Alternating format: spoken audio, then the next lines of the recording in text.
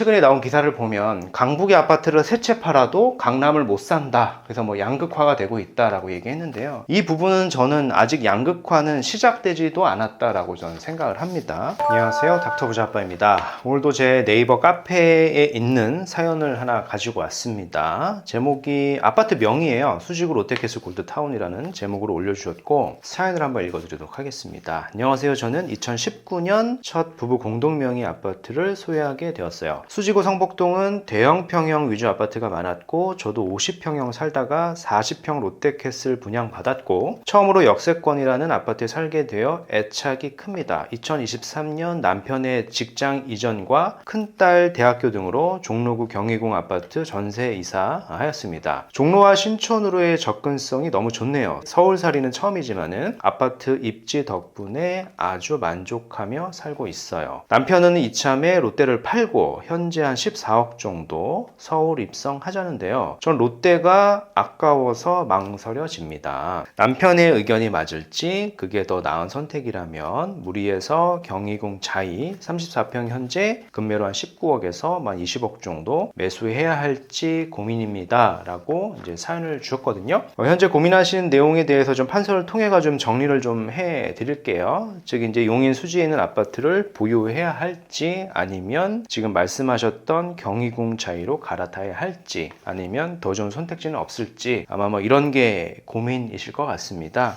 정리해가지고 좀 말씀을 지어보도록 하겠습니다. 근데 뭐 나이대나 소득이나 이런 걸 명확하게 말씀은 하진 않으셨는데 현재 메일로 주신 내용들로 추정해볼 때 대략적인 나이대나 소득이 추정은 되거든요. 그거 기준으로 좀 말씀을 드려보도록 하겠습니다. 일단은 나이대는 한 50대 정도로 추정해볼 수 있을 것 같아요. 그리고 소득을 말씀하지 않으셨는데 아마 소득은 한 1억대 정도? 내외가 아닐까라고 예상이 됩니다. 현재 순자산이 한 14억 정도 있는 것 같거든요. 근데 경희궁 자이가 지금 19억인데 한 5억 정도 대출 받는 게 지금 약간 무리다라는 표현을 썼어요. 무리해서 가야 된다. 일단 얘기는 소득은 2억이고 3억이고 4억은 아닐 거잖아요. 계략적으로 생각해 봤을 때 한 2억대 전후로 생각을 해서 말씀드리면 될 것 같습니다. 큰 무리가 없을 것 같아요. 그리고 현재는 이 상황에서 경희궁 자이를 사는 거죠. 경희궁 자이를 사는데 지금 전세로 지금 살고 계시는 거예요. 남편분이 이쪽으로 직장을 이전하셨고 지금 따님분도 거기서 근처에서 지금 대학을 다니고 계시다 보니까 이사를 가신 거고요.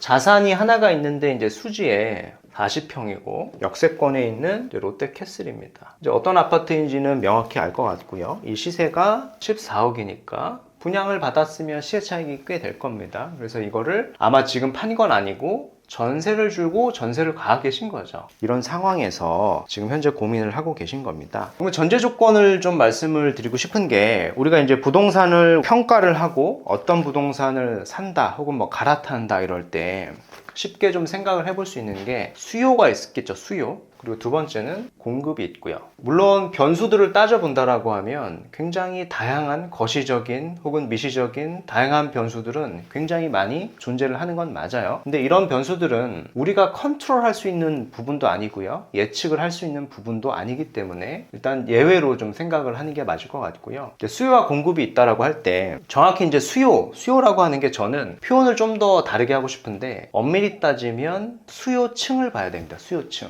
그러니까 저 아파트를 누가 사줄 것인가? 그게 가격의 가장 큰 결정 요인이거든요. 단순한 수요가 아니라 수요층이죠. 누가 사줄 것이냐? 이거를 좀 판단하셔가지고 아파트를 좀 매칭을 해보신다라고 하면은 조금 더 명확하게 이해를 하실 수 있을 거라고 저는 생각을 합니다. 첫 번째로 이제 고민이신 게 이거잖아요. 수지에 롯데캐슬인데 이게 40평이 있습니다. 이 아파트가 한 14억 정도 하죠. 근데 이 아파트 지역 주변에, 그러니까 수지라고 하는 지역, 경부 라인을 따라서 그 아파트 주변에 있는 수요층을 좀 분석을 해보면 아마 대부분의 수요층은 직장인이거나 회사원이겠죠. 뭐 대기업 직장인도 있고, 뭐 중견기업도 있고, 이 수요가 아마 가장 많을 겁니다. 그죠? 그 두 번째를 보면 공급 측면을 한번 따져볼 때 수지라고 하는 지역은 사실은 용인입니다. 용인. 거시적으로 좀 넓혀보면 용인이라고 하는 지역은 마음만 먹으면 공급을 할 수 있는 것들이 좀 많죠. 그죠? 그런 지역들이 많단 말이에요. 그래서 이 14억이라고 하는 돈을 지불하고 이 직장인 회사원들의 구성원들이 이 수지를 사줄까 생각을 해봤을 때 사실은 선뜻 처음부터 수지를 산다라기보다는 다른 대안들이 너무 많은 거예요. 경부 라인을 따라서 더 좋은 대안들이 너무 많은 거죠. 현재 지금 이제 수지 아파트가 이렇게 있는데 어떤 환경을 따진다, 나는 쾌적함을 따진다라고 하면 수지보다는 이 금액이면 아마 광교를 갈 겁니다. 아주 금액적으로 큰 차이가 나지 않고요. 그리고 아무래도 이제 직장을 다니시니까 자녀도 있으실 거고 뭐 자녀의 학군도 신경 쓰시잖아요. 그럼 수지보다는 좀 더 좋은 데는 판교나 분당을 볼 겁니다. 그런 쪽으로 수요가 더 빠진다라는 거고요. 심지어는 여기만 가는 게 아니라 좀 더 좋은 지역도 갈 수 있죠. 좀 더 무리를 해서 맞벌이 부부가 연소득이 각각 1억이면 뭐 20억대 되는 뭐 잠실을 간다거나, 그게 무리면 그 아래 송파라던가 위례라던가 이런 지역으로 수요가 분산이 될 가능성이 굉장히 높다라고 좀 생각이 돼요. 그래서 이 수지라고 하는 지역에 14억을 주고 사줄 수요층이 그렇게 두텁지가 않다. 그렇다는 얘기는 뭐냐면 가격 상승에 이제 한계가 존재를 한다.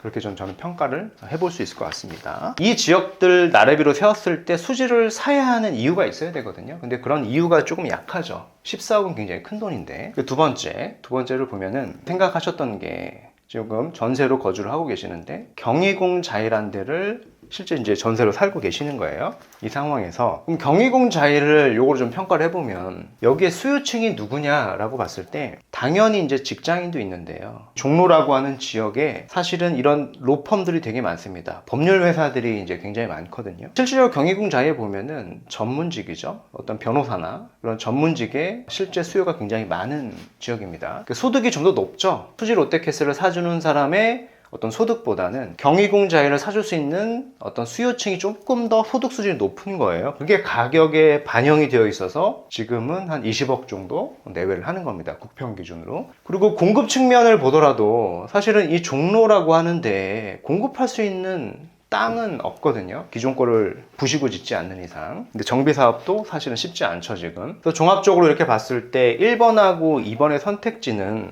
크게 고민의 레벨은 아니다라고 좀 평가가 돼서 선택을 해야 된다라고 하면 이렇게 2번으로 갈아타는 게 좀 낫다라고 생각이 되는데, 근데 3번의 선택지도 저는 있을 것 같아요. 3번.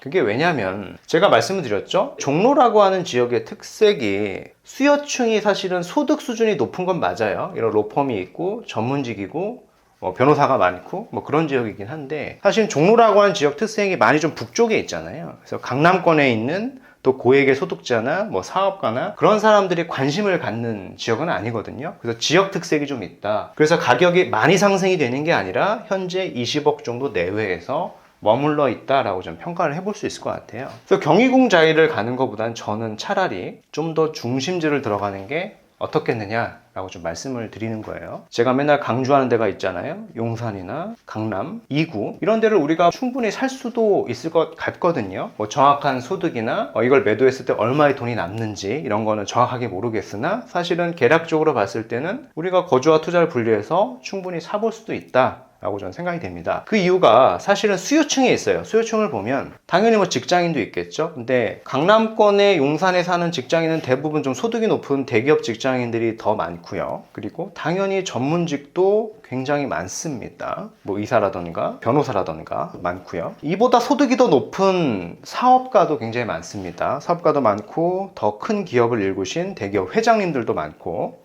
그리고 심지어는 서울에 계신 분만 아니라 지방에 계신 분들이나 이런 해외에 계신 분들도 사실은 관심을 갖는 지역이지 않습니까? 그래서 수요층이 훨씬 더 두텁다. 그리고 두 번째는 공급 측면에서 봤을 때도 사실은 정비 사업밖에 되지 않는 구역이잖아요. 근데 공급도 부족하기 때문에 선택을 해야 된다라고 하면 이쪽을 사는 게 1번이고요. 여기가 2번이고요. 여기가 이제 3번이라고 저는 선택을 정리해드리고 싶고요. 주택시장이 최근에 나온 기사를 보면 강북의 아파트를 세 채 팔아도 강남을 못 산다. 그래서 뭐 양극화가 되고 있다라고 얘기했는데요. 이 부분은 저는 아직 양극화는 시작되지도 않았다라고 저는 생각을 합니다. 그 이유가 보면 지금 출산율이 지금 한 0.6명쯤 될 겁니다. 근데 이 출산율이라고 하는 게 당장 시장에 영향을 주진 않아요. 출산해서 한 세대가 주택을 취득할 수 있는 거는 한 30년은 지나줘야 되거든요. 그래서 앞으로 30년 뒤에 현재의 이런 출산율이 주택시장에 영향을 줄 겁니다. 그렇게 되면 그 시점에 30년 뒤죠. 30년 뒤에 수지에 있는 저 아파트의 가격과 용산하고 이런 강남에 있는 아파트의 가격은 지금의 양극화 수준을 훨씬 더 뛰어넘는 수준이다. 그러니까 초양극화 될 것이다 라고 좀 정리를 해드리고 싶거든요. 그래서 어차피 내가 집을 한번 갈아타게 되면 또다시 갈아타는 건 쉽지 않아요. 그래서 한 번 더 좋게 이렇게 갈아타는 선택지를 하시는 게 내 자산을 지키고 더 불리는 선택지가 아닐까라고 좀 정리를 해봤고요. 거주하면서 어떤 인플레이션 헤지와 약간의 어떤 투자성을 본다라고 하면 이걸 팔고 경유공 자해를 가는 것까지는 찬성을 드리겠고요. 좀 더 투자성을 높인다라고 하면 이런 3번의 선택지를 찾아가지고 제가 이제 수요층하고요 공급을 설명드렸잖아요. 그런 논리대로 생각을 한번 해보시는 시간을 가지셨으면 좋겠습니다.